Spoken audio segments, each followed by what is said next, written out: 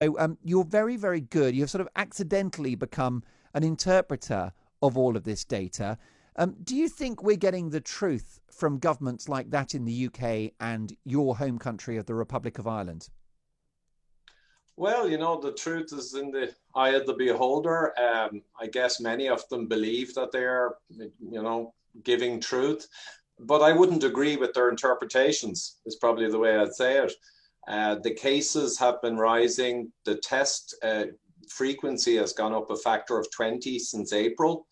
The cases have gone through the roof, but that's very misleading because they're PCR positives. They can have many false positives. Most are asymptomatic, and they're being called cases, which really the definition should be someone who's hospitalized or very significant symptoms, but overwhelmingly they're not. And they're even being called COVID, which is the full disease process coming from the virus. But again, we got to remember, they're just PCR positives with a high false positive rate. So that's just really misleading. And the UK mortality is currently under 1 per million people in the UK per day, which is very low. And it looks like the all-cause mortality from respiratory in general for the UK is not even off historical averages at the moment. So the real impacts are not really there to justify significant measures curtailing freedoms and curtailing businesses. It just doesn't seem justified at all. Have so many governments globally focused on the wrong target, the wrong enemy, which is the R rate, the rate of infection? Yeah, at this point in the game, if you will, the R rate is not really the thing to focus on. So maybe in a rising epidemic like back in March, certainly something to be tracked. But right now it should be ICU on vent with COVID and general capacity loading and certainly mortality. Because when we're at a much lower level and the first wave of a new virus, which is always quite severe, but then following that, we shouldn't expect a major second wave at all by the science. So when you're in a kind of just the season coming into winter and you're seeing more respiratory issues, you should be tracking the real impacts, the ICU and the mortality, not the R rate. Like many high profile lockdown critics, you yourself and I here on this show, Ivor, are happy to cut governments a bit of slack in relation to lockdown measures in March, just based upon the fact that it was a bit of an unknown quantity and it was probably worth a punt to slow down the spread of the virus in those early weeks. However, things have changed. Here we are now in October with a similar attachment to this idea that lockdowns work. With the gift of hindsight, what is now the news on whether those early lockdowns in the spring were effective? Right. Well, the lockdowns, there's really been solid guidelines for decades on pandemics. They certainly don't include lockdowns or quarantine. So that was a new thing in March 2020, which, to be quite honest, seems to have been leveraged from China all of a sudden. So very unusual. But like you say, when we're heading into an unknown, you're going to throw everything at it. So it's a precautionary principle. But as soon as we realized the curve was turning, which was early April in the UK and much of Europe, and coming down, that's when the lockdown should have been taken away rapidly because they're an untested technology anyway. Now, luckily in April and May, based on the actual data, not modeling, many papers were published which showed that lockdown had a minimal effect, if anything. So the cost benefit of lockdown was absurdly poor. So we got that information, and it just seems that the system is highly resistant to acknowledging that. Lockdowns never really had any proof after the fact when the analysis was done. And now we're still talking lockdowns when our impact levels are relatively tiny and rising slowly. So one other thing I did today was looked at Spanish and French data, and they are the worst case in Europe. So very fair to compare.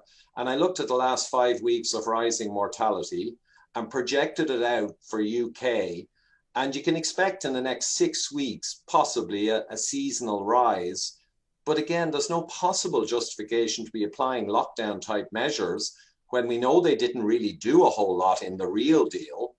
And now we're applying them when there isn't really a major deal. With due respect to the people who will die in Of the coming course. weeks, it's very sad. But let's be honest, 1 per million per day, it doesn't compute.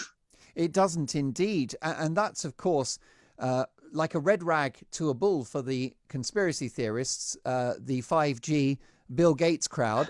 I can't sign up to their views, Ivor, but it does make you wonder why governments won't change course. Is what we're seeing here face saving and political expediency, that ultimately the country was taken on a financially ruinous course of action that hasn't really stopped the virus, and now that they've come this far, they can't turn back? Yeah, I think there's certainly a strong element of that with the more knowing members of academia and the government leadership.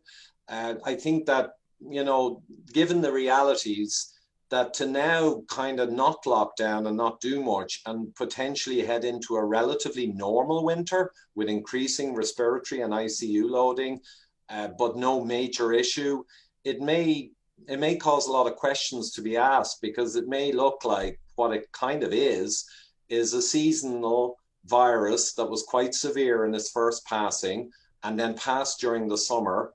And it calls into question why we spent 4 months of the summer with mandatory masks and all kinds of measures. It asks a lot of questions. Whereas if you now put in lockdown and measures and the winter turns out relatively normal, you can say, well, it's because we put in those lockdowns and measures. So it's completely circular and it makes no sense, but it is a cover, if you will. I wonder if there's a nightmare scenario which you hint at in this explanatory video that's been on YouTube, that's had 1.5 million views. The nightmare scenario is that we are actually interfering with nature by locking down, and that we might have a worse winter because of the measures earlier in the year, unlike, wait for it, Sweden. Yeah, now that was quite provocative, and I did it knowingly. Some people questioned and said, but you say lockdown is ineffective, but then you say that lockdown and masks might have an effect, i.e. the one you described, Mark. But the thing is, those two ideas can coexist. So lockdowns and masks are relatively very ineffective and have a dreadful cost benefit, so forget about it. But on the other hand, they may have some effect, and that effect may be just in a generally negative sense, because what has happened for all of evolution is during the summer, when immune system function is high, and sadly the susceptible have passed, you're in a safe zone where the virus could circulate with very little impact. It's a better time in August for COVID-19 to be going around, and it's a better time to get it. Oh, absolutely. Yeah, that would be the science, if you will. And then you would get more immunity built up in the population, and that would better protect grandfather and grandmother in the coming winter. That would be the sensible thing. But to suppress in the summer makes no sense. And I gave the examples of Cornwall in England, where around 2 million people flooded in there for around 3 months, incredible numbers. And basically they had 0 COVID deaths and no ICU action for the whole 3 months. And Devon and other areas were similar. And that just demonstrates clearly that, during the summer was the safe period for spread. But we haven't done that. Well, what we've done is it interfered with that. And it's pretty much the first time in history that we've tried to stop the world to fight a virus, isn't it? This is seriously uncharted territory.